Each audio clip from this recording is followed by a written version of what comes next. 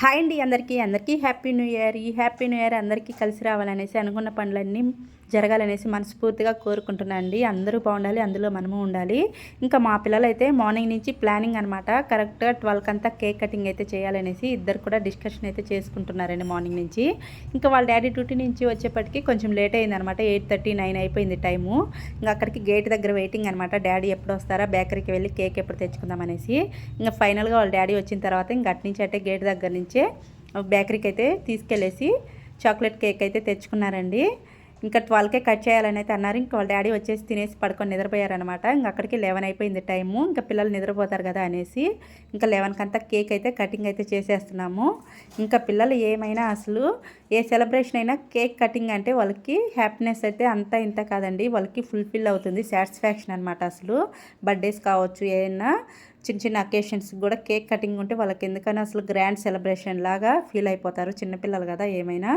ఇంకా అందుకోసం అనేసి ఇంకా 12 దాకా ఉందామా అనేసి బాబాయ్ అయితే అంటున్నాడండి. ఇంకా పాప ఇంకా నిద్రపోతుంది అనేసి త్వరగానే కటింగ్ అయితే చేశారనమాట. ఇంకా మా వారిని అయితే లేపారు ఇద్దరు, వాళ్ళ డాడీని. ఇంక వాళ్ళ డాడీని ఫుల్ నిద్రలు అయితే ఉన్నారు.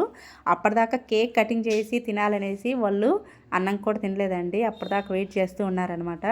ఇంకా తర్వాత కేక్ కటింగ్ తర్వాత చెరకు పీస్ అయితే కేక్ తిన్నారు. ఇంకా అన్నం జోలికే వెళ్ళలేదు. ఇంకా మాకైతే అన్నం వద్దు మమ్మీ అనేసి ఇంకా కేక్ తినేసి అట్లాగే పడుకుండిపోయారండి పిల్లలైతే. అసలు అన్నం తినలేదు.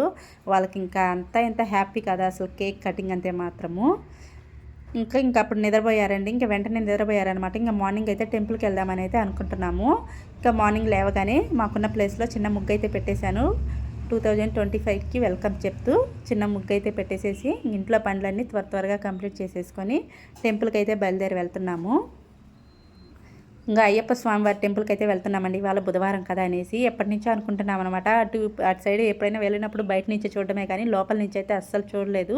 బయట నుంచి అసలు చాలా బాగుంటుందండి స్వామివారి టెంపుల్ అయితే. ఇంకా ఫైనల్గా అయితే ఈ న్యూ ఇయర్ రోజు అయితే మాకైతే కుదిరిందండి. చాలా బాగుంది టెంపుల్ అయితే మాత్రము, సూపర్గా ఉందన్నమాట.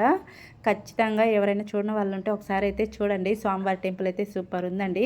మనకి ఇక్కడ నుంచి ఇక్కడ మనం టికెట్ కౌంటర్ దగ్గరికి వెళ్ళి టికెట్స్ తీసుకొని స్వామివారి దర్శనం అయితే చేసుకోవాలన్నమాట. మనకి ఇంకా అక్కడి నుంచి లోపలికైతే సెల్ అయితే నాట్ అలౌడ్ అండి.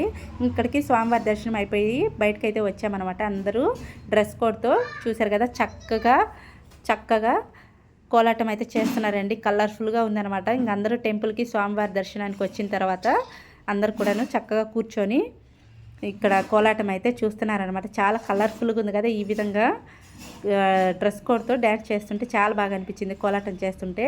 ఇంకా మేము టెంపుల్కి దర్శనం చేసుకొని బయటకు వచ్చేప్పటికి అన్న వాళ్ళు కూడా మాకు కనిపించారండి. మా హస్బెండ్ వాళ్ళ మేనత్త వాళ్ళ అబ్బాయి అనమాట. ఇంకా అన్న వాళ్ళ పాప, అమ్మాయి, వాళ్ళ బాబు అండి. మా వారు ఎత్తుకున్నారు కదా, చిన్న బాబు అనమాట. వాడి పేరు మణికంఠ.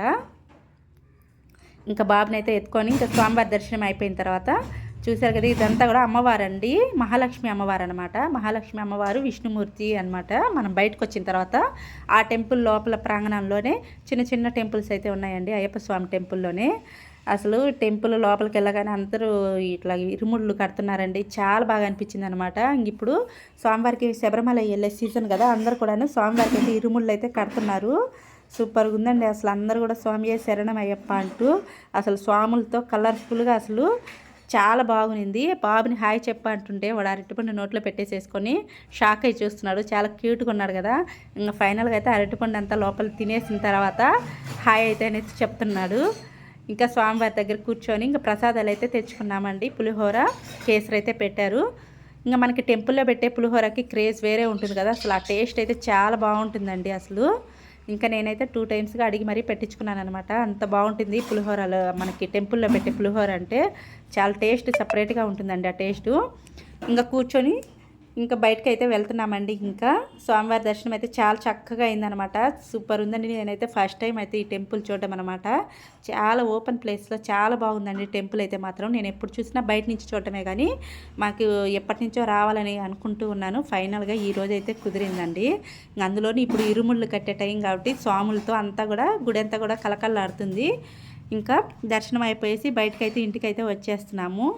ఇంటికి వచ్చేసిన తర్వాత మనకి ఇంట్లో ఎన్ని తినేటివి ఉన్నా పిల్లలకైతే వాళ్ళు చిల్లర తీసుకెళ్లాల్సిందే, షాప్లో పెట్టాలి, స్నాక్స్ అయితే తెచ్చుకోవాల్సిందేనండి. మనం ఇంట్లో ఏం ప్రిపేర్ చేసినా వాళ్ళైతే ఖచ్చితంగా షాప్కి వెళ్ళేసి స్నాక్స్ తెచ్చుకోవాల్సిందే. మేము ఇంటికి వచ్చేపాటికి బర్డ్స్ అయితే ఒకటి అరుపులండి. ఇంకేమన్నా గింజలు అవి ఏమన్నా లేవో వాటర్ అయిపోయాయి అనేసి ఇంకా బర్డ్స్ దగ్గరికి అయితే వెళ్ళాను. చూశాను గింజలు ఉన్నాయి, వాటర్ ఉన్నాయి, ఒకదానికొకటి పొడుచుకుంటూ సౌండ్ అయితే చేస్తున్నాయి అనమాట. భలే అరుస్తున్నాయి. ఇంకా మనుషులు కనిపించకపోయేసరికి ఒకటే అరుపులండి అవి. ఇంకా మా పిల్లలు స్కూల్ నుంచి వచ్చే టైం అయితే చాలండి ఒకటే అరుపులు, చాలా హ్యాపీతో ఎందుకనో అసలు భలే అరుస్తాయి అనమాట అవి.